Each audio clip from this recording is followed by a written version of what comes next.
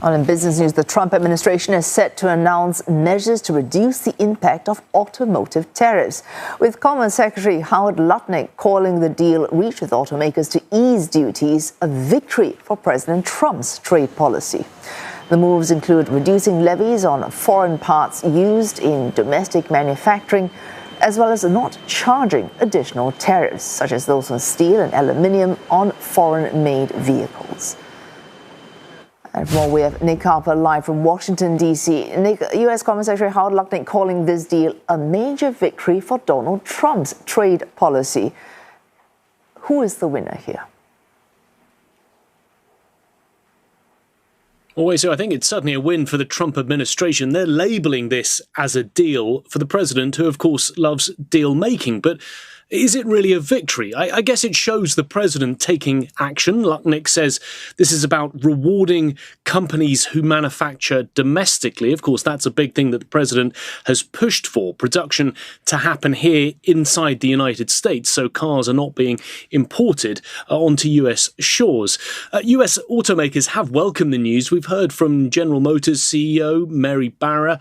She has said that she is grateful to the president for his support for the US automotive industry. But really, all of this is just a rollback, a U-turn, a reversal. Call it what you want. The White House is simply stopping tariffs that it announced just a few weeks ago.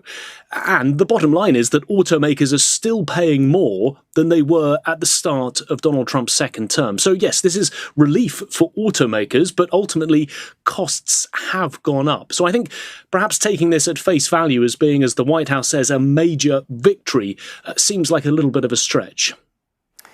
Nonetheless, the announcing of this deal where it was announced and the day on which it was announced, any significance there?